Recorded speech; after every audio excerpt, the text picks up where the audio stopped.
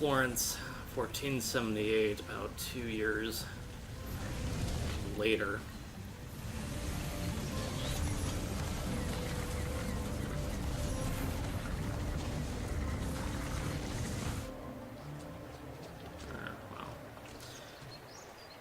Well, actually, I think what has transpired was basically was in 1478. When I was 6 years old, I fell into the Arno. I soon found myself drifting down and into darkness. Certain my life was at an end. Instead, I woke to the sound of my mother weeping. At her side stood a stranger, soaking and smiling at me. My mother explained that he had saved me. And so began a long and prosperous relationship between two families. Yours and mine. I am sorry I could not save your father and brothers. You have nothing to apologize for. I believe Jacopo de Pazzi played a part in their deaths. The attack on you as well. I need to find him. That coward fled before we could arrest him. Have you any leads? No. They've hidden themselves well. They? Jacopo was not the only conspirator to escape. If they work with Jacopo, they were surely involved in the plot against my family as well. Give me their names. Antonio Maffei, Archbishop Francesco Salviati, Stefano da Bagnone, and Bernardo Baroncelli. Bene. I will go and see my uncle. He has men stationed in the countryside. Wait. Before you go. A codex page. I took it from the files of Francesco de Pazzi, seeing as he clearly no longer needs it. I've always had an interest in things of antiquity, as did your father. It is meaningful to me as well. Then consider it a gift. Che il Signore ci protegga.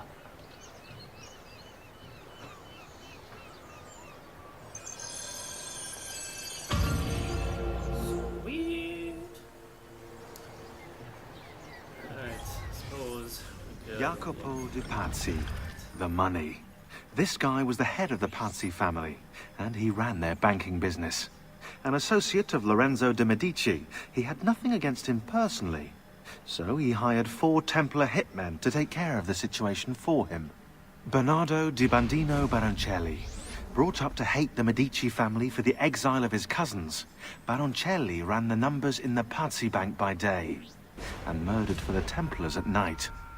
It was Baroncelli who delivered the first blow. Stefano de Bagnone. Known for his cruelty, Bagnone was trained in Rome as a Templar butcher. It was Bagnone who stabbed Lorenzo de' Medici in the back. Antonio Maffei. Witness to the sacking of Volterra by Florentine mercenaries, Maffei blamed Lorenzo. He joined the Templars to seek revenge. It was Maffei who slashed Lorenzo's neck. Archbishop Francesco Salviati. Convinced he would be the next Archbishop of Florence, Salviati was enraged when Lorenzo stood in his way. But the Templars were there to heal his wounds. It was Salviati who marched their troops into the city.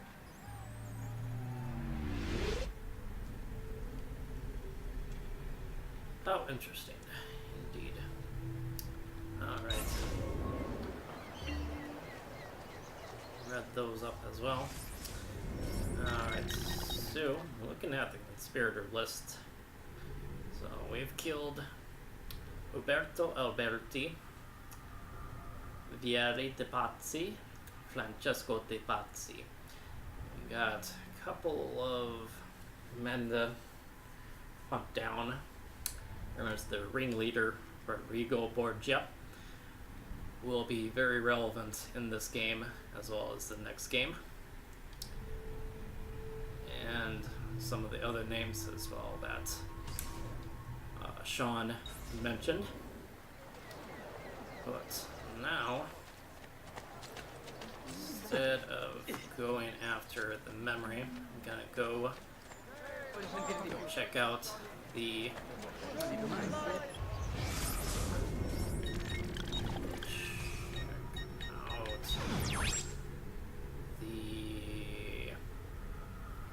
assassin's tomb, which is hanging around here.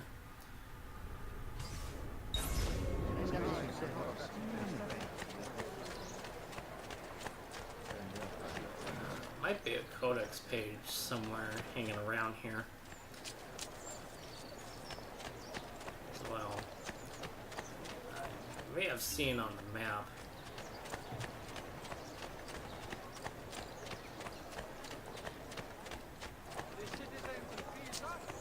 But I'm not sure. Not too sure about that. It's definitely raining outside. Raining somewhat kind of hard. It's been kind of a rainy and windy day here in Fargo. Pretty much. It's kind of actually kind of a warm day. It was actually in the 80s. So it almost reached 80 today. And that's saying much for September day.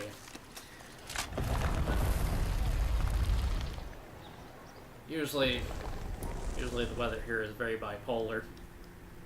Pretty much anything can really happen.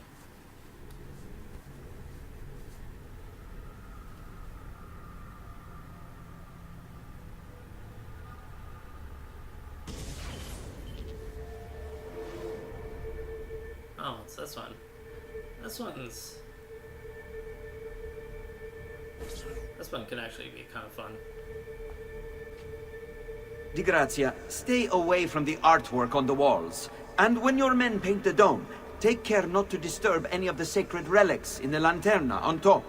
They are the most important artifacts in our church. Yes, yes, Padre. Just make sure to pay us the full sum for our work.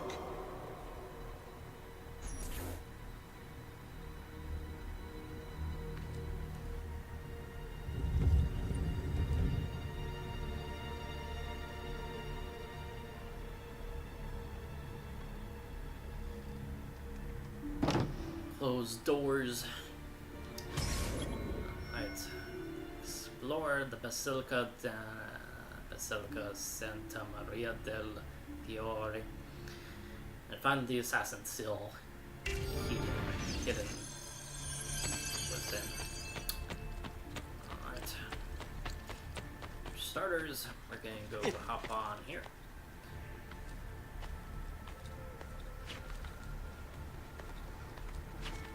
On that.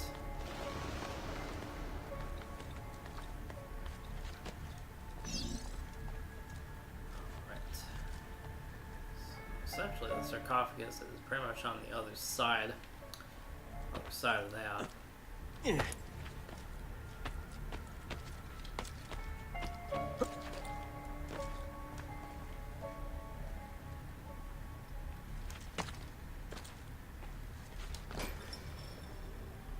Sure the first time I played this I actually did this tomb. Pretty sure I didn't actually fall during the whole time, so definitely gonna try to challenge myself to not screw this up. And hop on there. Ooh. Almost. And the ladder almost hit him.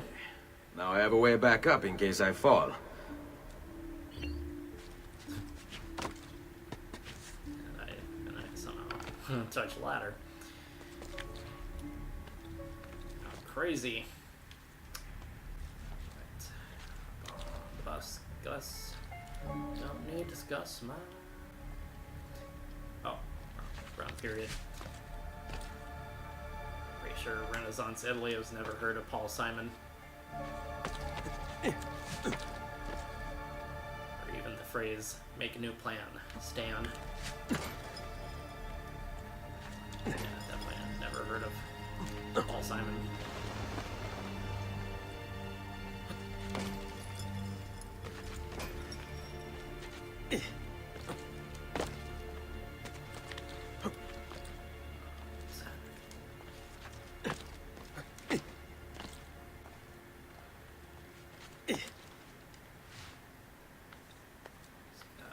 to that chandelier.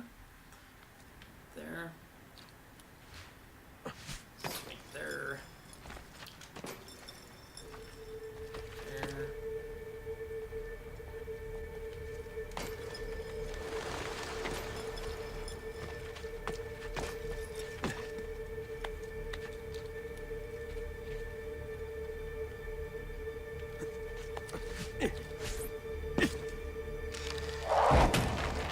Another ladder popped up there.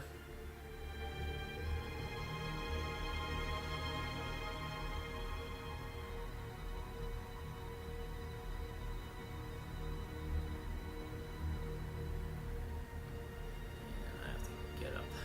I have to get up there. This is going to be quite an interesting feat.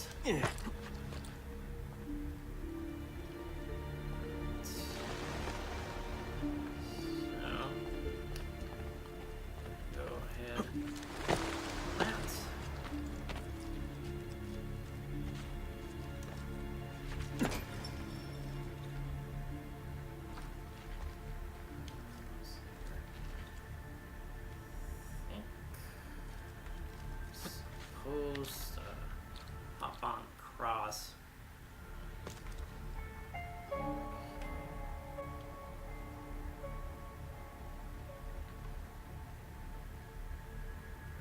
Maybe not sure how this is gonna work.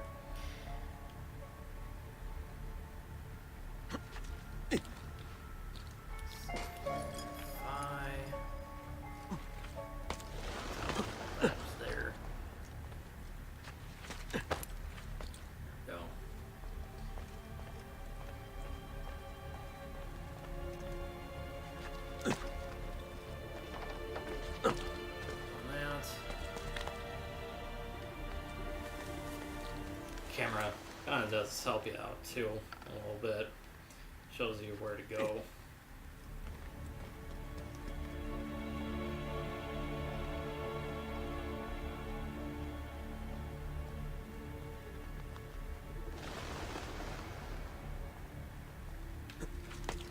Okay.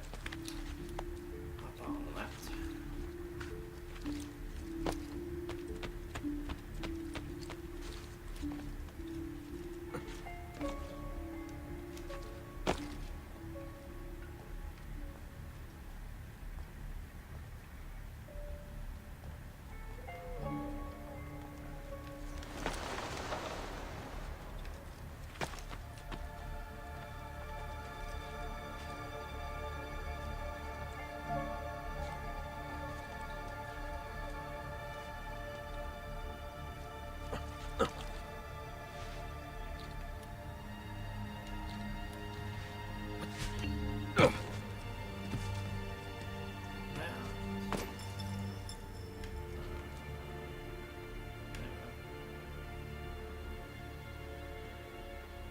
Supposed to go that way.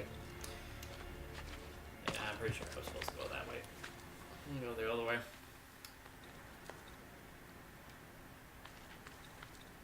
pretty sure it was supposed to be the case.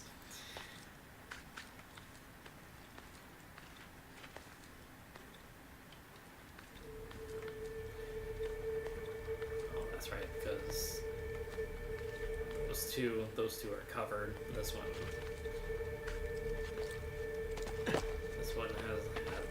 has ledges that you can hop on.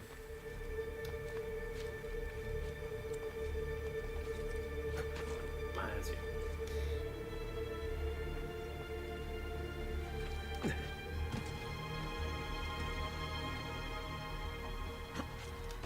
Got no time for dawdling.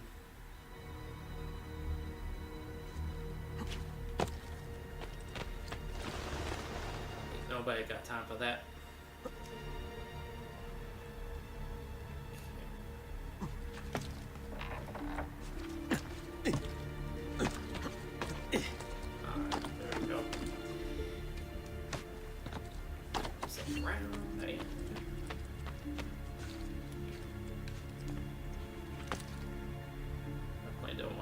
Myself right now.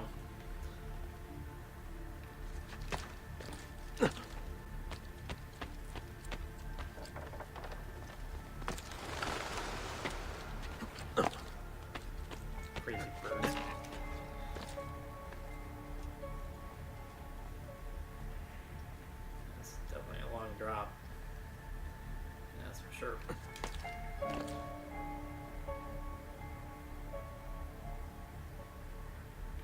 kind of looks like a long drop too, but that doesn't really go that deep.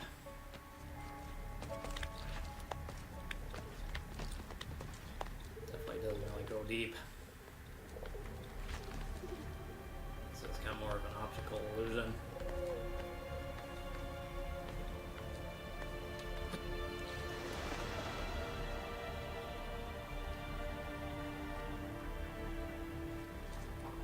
Alright, here comes the moment of truth. Whether or not, and I make it. It's kind of such a. That's one heck of a steep drop. And we have done it.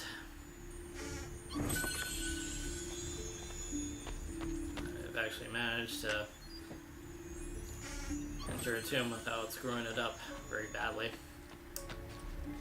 Yeah, there's the third chest in there.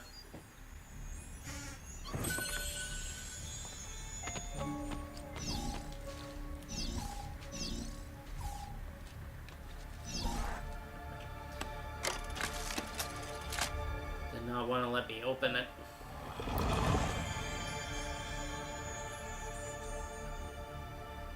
Wine.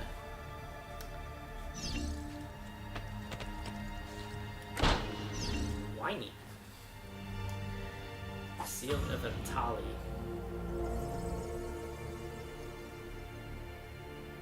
Great name, by the way.